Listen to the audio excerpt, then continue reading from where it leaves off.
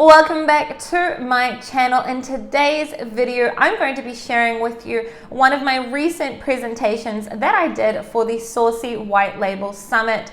It was an amazing summit for Amazon sellers and e-commerce sellers, and I was one of the speakers in this summit.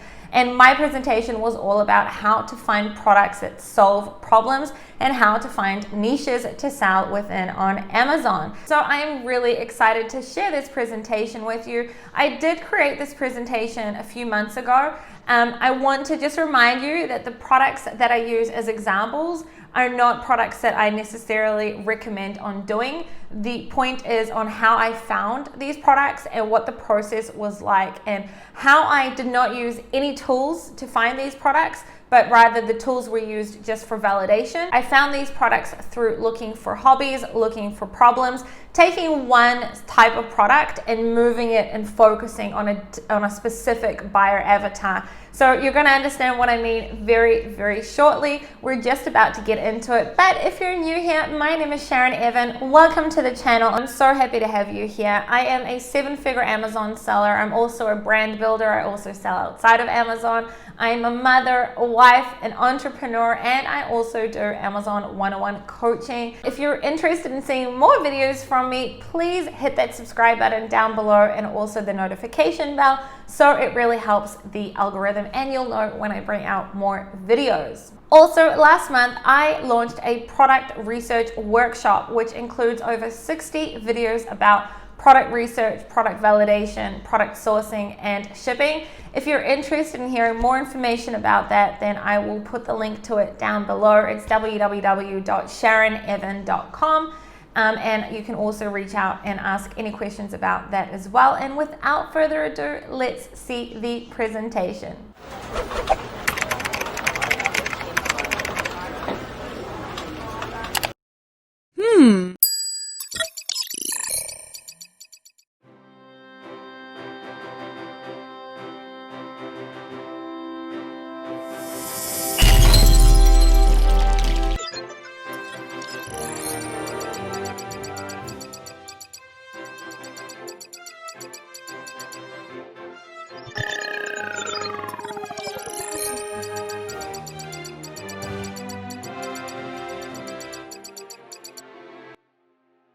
In today's presentation, we're going to be speaking about how to find niches or niches, depending on where you're from, and products that solve problems. You'll see that my approach to finding niches and finding products is a little bit different from most, and that is basically what I'm going to present to you today. So let's get into it. So part of the problem today with looking for products and for niches is everyone is more or less using softwares. So most sellers are looking for products using softwares and end up seeing the same type of products. And then you get niches that become extremely saturated all at once very, very quickly.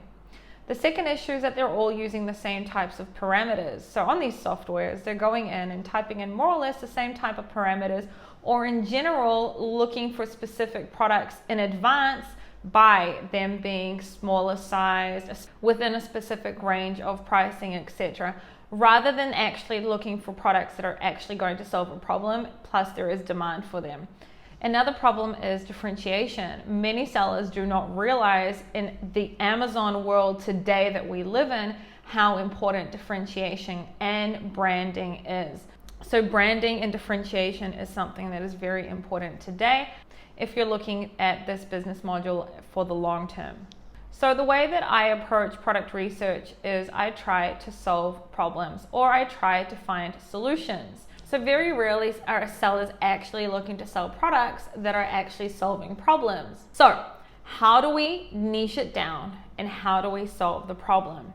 So you can see here on the left-hand side, we've got a fish bowl with a whole bunch of fish in it, and then there's a fish trying to go to its own bowl.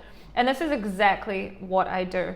I find niches or categories or products, whatever you want to call them, that may be saturated, but I will find a micro niche within that that still has demand that nobody is actually targeting. So my approach is that I don't necessarily want to be a small fish in a big pond, but I can also be a big fish in a small pond. And you'll understand what I mean by the end of the presentation. So, how does it actually work? So the first thing I ask myself when I find a product or a category is, can I market it to a specific niche? And basically I will break it down to bite-sized customer avatars and see, can I take something that is being targeted to one niche and target it to a totally different type of buyer? So that could be, for example, I would go to men, and then what type of man? Could it be a veteran, a dad, an athlete, a businessman, a man that has some sort of skill, etc. Women, could it be for women before birth, during pregnancy, after birth? Are they entrepreneurs? Are they mums? Are they veterans, etc.? Kids, remember that kids, people forget there's different types of age groups. So 0 to 1, babies, toddlers, kids, tweens, teens. Seniors, can I target a specific product that people are targeting for adults, let's say, but instead can I take it to seniors? Grandparents, they could have memory issues, they could be at home, they could be in a nursery home. It could be a product that makes their life easier, safer. It could make sure that they're a little bit more active. They could have some sort of illness, and I'd find a solution for it. And when I say illness, I'm not trying to cure cancer. I mean, for example, if they have Alzheimer's, or they have memory issues, or whatever it may be, are there products that can help them, not medical wise, but even, there's certain types of products like drawing books and things like that help memory for seniors. Could I find a product that is already made but make it more comfortable so it would be more comfortable for someone who's elderly? Illnesses, disabilities, and special needs. A lot of people forget that people with illnesses, special needs, have some sort of disability, also need specific products. So for example, if someone has some sort of issues with their hands and they can't actually grab onto utensils properly, so someone went and took this type of rubber and put it on utensils and made it easier and specifically targeted people with that type of disability.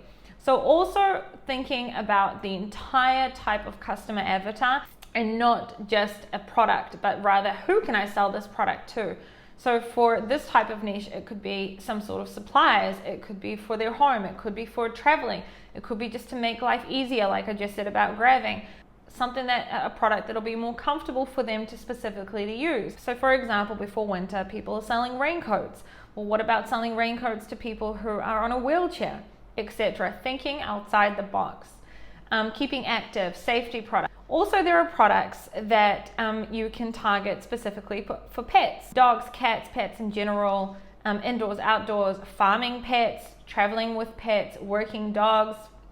So for example, when we think of cooking products, there are also people who create specific types of products for their dogs and they cook treats for them at home, things like that. Again, thinking outside the box. Religions, okay, it could be a product for a specific prayer, it could be for reminders, decor, like religious quotes, traveling products, foods, kitchen products that are specifically for a specific type of religion. Especially if you're selling in Amazon USA, it's so dynamic. Okay, so for example, religion-wise, if you were looking to sell a clock, but what if it was a specific type of clock that was marketed for a reminder to say a prayer or something like that? So thinking outside the box. And this is how you can take a product that is already possibly saturated and actually solve a problem and target it to a totally different type of buyer. So what does the process look like for this micro niching that I am speaking about? So step 1 is to find your category or to find a product. Step 2, you want to niche it down. You want to start brainstorming who uses this product, can I target a specific type of buyer, etc. Step 3, your niche analysis. You want to make sure that there isn't too much competition, that there is actually demand. You want to know what the market revenue cap is, etc. Keyword research is extremely important. Do the keywords exist for this niche? Differentiation. How can I actually differentiate to dominate in this specific niche? That is the basics of the niche hunting in the way that I'm going to show you right now. Obviously, your next steps would be to find the supplier and to make sure you can sell it on Amazon, etc. So I'm going to give you guys one example of how I find niches. which is through looking for hobbies. So you can see that I have put here all sorts of different images or different icons for hobbies. Something that you will notice is that every single hobby, no matter what it is, will require some sort of product, some sort of supply, or something that that person would need to buy in order to do that hobby, no matter what it is. Sometimes there are plenty of products and plenty of supplies, and also you can break it down to different age groups, to different types of buyers, etc. You can see I've written here Sharon's pro tip: use hobbies to find untouched niches. And there are many hidden untouched niches, but for today's example I am going to use the gardening niche as an example. So I have chosen my category, and the category is gardening. And I then go down and make a list of what type of buyer would be able to buy gardening products. Obviously, first of all, it could be anyone, so that would be unisex. It could be specifically targeted to women, specifically targeted to men, specifically targeted to seniors, specifically targeted to people who have special needs, specifically targeted to kids, which is what I've chosen as an example here. On top of looking at what kind of buyer I could market it to, I can also choose a specific niche within that. So it could be gardening as in the decor side of it, so the look, the feel. It could be gardening for indoor gardening. It could be outdoor gardening. It could be gardening for the need of food supplies. It could be industrial targeting. But for today's example, we're going to focus on gardening for kids. So what will my process look like? Number one, find a category, a product that functions correctly or solves a problem. So I've chosen gardening. Brainstorm who can use the gardening products. And we just gave a list of examples, and I've chosen kids. More brainstorming. How am I going to get ideas for specific niches or for specific products? I could use Pinterest, I could use Amazon itself, blogs, YouTube, Etsy, etc. The next step is keyword research. I can use Helium-10, brand analytics, the Amazon search bar. Then we've got niche analysis. Is there actual demand for this product? Is there room for improvement? Is there room for me specifically to sell this? Is the price point within my target price range? I need to read the reviews to identify problems and price analysis. Then, is there room for differentiation? So within gardening for kids, can I find a sub niche? Can I create a kit or a bundle? Can I improve on the quality? Can I come in with either a premium pricing or a cheaper pricing? Can I make a much better listing than the other listings? So I headed over to Helium-10, which is a software I use for keyword research, and I typed in kids gardening tools. You can see that Kids Gardening Tools has an estimation of almost 18,794 searches per month. Apart from just Kids Gardening Tools, you can also see Kids Gardening Gloves specifically has around 18,000 searches a month as well, with only 244 competing products. Kids Gardening Tools, Kids Watering Can has around 15,000 searches. Kids Gardening Kit, around 11,000 searches. Watering Can for Kids, around 8,000 searches. Garden Tools instead of Gardening Tools has around 5,600 searches. So the demand is there. I headed over to Amazon and I looked at Kids Gardening Tools, and I could see that there are newer players that have come into the game that are killing it. Okay, and you can see here those exact ASINs that I showed you. One's making 98,000, 74,000, 27,000, 13,000. They all have less than 100 reviews. This one has 30 reviews, 91 reviews, 78 reviews, 21 reviews. And it's not like they're selling something crazy or have created some sort of invention.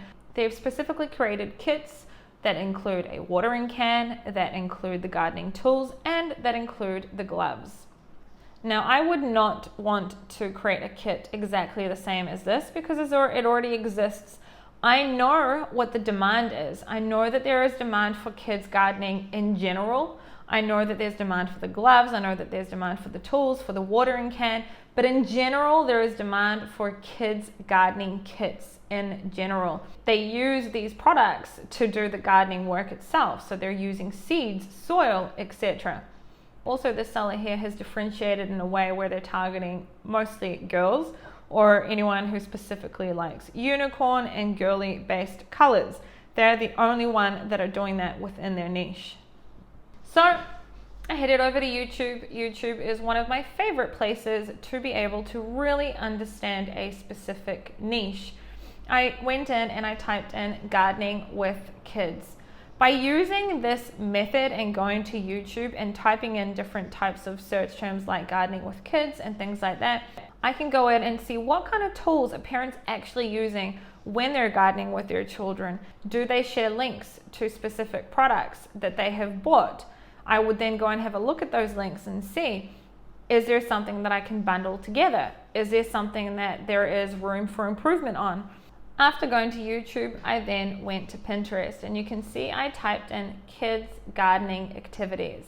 Pinterest is one of my favorite places in order to get ideas for products. So you see the process. I started with making sure that on Amazon, there is demand. If people are looking for gardening tools and for kits of some sort for kids, it means that they're doing gardening activities in general. So the demand is there on Amazon. So by going to Pinterest, I can get ideas for different types of products. So you can see here how to DIY miniature dinosaur gardens. This is something I could focus mostly on different dinosaur-based products to do with gardening.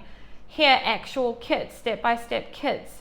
Someone here has made garden seed bombs. We know that bath bombs are a huge thing on Amazon. Someone's made garden seed bombs. In general, I can go and read more about gardening with kids so I can see what kind of tools and what kind of products people are looking for. By going to Pinterest, I've already created for myself a whole list of products that I could sell within this niche and create a brand around this niche. So when most people think of gardening products, they're usually just thinking about the typical type of supplies, mostly for adults. But there is demand for these types of products for children, and you can see that here. So you can see I could create a specific gardening kit with actual seeds in it, or someone here has created seed paper. I could add that to a kit. Or someone here has created also actual gardening kit with the seeds in it, painting the pots for the gardening kit, different types of accessories for the kids to put in the garden, specific colored tools for the kids, growing different types of vegetables and being able to see it. Again, some more gardening activities. And you can see here, I could add the gardening seed bombs also to some sort of kit. So I can, by going to Pinterest, get a whole bunch of ideas for different types of products that I could really build a brand around when it comes to gardening for kids. So now let's talk about finding niches through actually solving problems. What I do is I go and make a list of different types of problems that there are. So for example, obesity, health issues or conditions, which could be memory loss, pregnancy, pigmentation, concentration. When people think about these types of products, usually they straight away think medical. I'm not talking about medical products whatsoever. It could be specific types of comfort problems or sizing problems. Everyone may be selling an umbrella. What about an umbrella for someone who's extremely obese? Or a specific type of product that someone who is very, very skinny would need, or whatever it may be. Someone who's extremely large. What if someone has really, really large shoes and they want to be able to store it, but there isn't any sort of storage unit for those supersized shoes, whatever it may be. Or just finding some way of simplifying a product. So another pro tip, if you can find products that the buyer will need to continue buying regularly, the customer's life cycle lasts longer. That is just a non-related pro tip that I have put here for you. So an example of solving problems. So let's use the travel bidet as an example. A portable bidet solves a problem for many different types of buyers. It could be that they're pregnant, it could be that they have some sort of difficulty, it could be just for comfort, it could be their culture, it could be anything. So I went to Helium 10 and I typed in portable bidet. So there's around 10,000 searches for a portable bidet, but then you notice this, Perry bottle.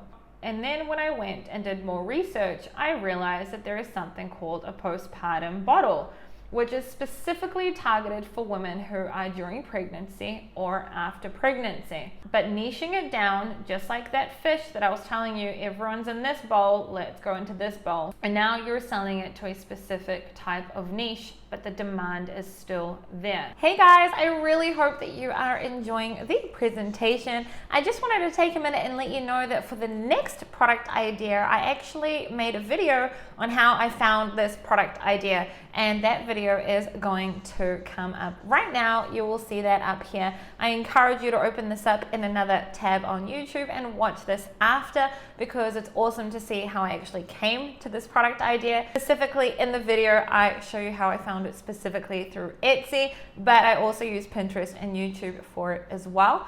Also, if you don't know, I have a product research workshop, which is a course plus workshop where we also do live product research together in small groups. If you're interested in that, I will put a link to that down below, and let's continue with the presentation. Now let me show you a totally different type of problem. So I went onto Pinterest and I typed in bridal gifts. In America, it has become very, very trendy in general, obviously, to give bridal gifts. But something that I've noticed, it's very trendy for the brides to propose to their bridesmaids. So there's a whole niche now for bridesmaids proposal gifts. And you can see that here also on Pinterest. Now, when you search for something on Pinterest, it's going to give you a row of different types of niches or different types of things that are to do with your search. And notice over here, it says maid of honor. So I've got here maid of honor, and I have here bridesmaid. I went to Helium 10 and I typed in maid of honor proposal. And you can see that there is demand there. I've got bridesmaid proposal box, around 7,000 searches. Maid of honor gift, around 5,000 searches. Bridesmaid proposals, around 2,500 searches. There are more keywords, but this is enough to show you that there is demand there for this, and it's still a small niche, but there is also money to be made. So I headed over to Amazon and I typed in specifically bridesmaid proposal gifts. And something I noticed is that people are selling boxes, empty boxes. They buy these boxes in order to be able to fill them up with different types of gifts. So if brides are actually buying these boxes, they need to fill the boxes up with something, which in this case would be different types of gifts. So I then take that a step further. I went onto Etsy and I saw this, which is a bath bomb.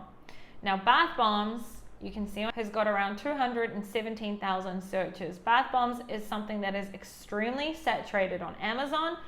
I feel like every single niche has really, reached its max. You've got bath bombs for kids, bath bombs for men, bath bombs for women, bath bombs for pets.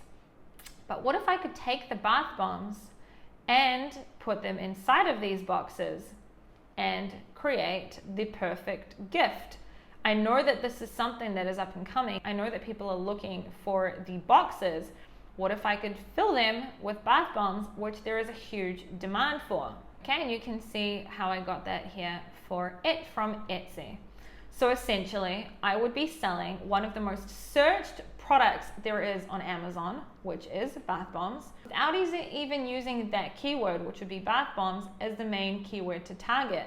So in this case, I would be selling bath bombs, but I would be targeting the bridesmaids and the maid of honor based keywords. I wouldn't even be targeting the bath bomb keywords. So by doing this, I have taken one of the most searched products on Amazon and put it inside of these boxes that we saw here that women are looking for. Obviously, you would take it to the next step and make sure that it looks very beautiful, etc. But I would take this product, put it in here, and not even target the bath bomb keywords. I would only be targeting the bridesmaids and the maid of honor type of keywords. So, solving problems and micro niching. Sometimes sellers only look at the obvious target market and forget that there may be a different type of buyer that they can market the product entirely to.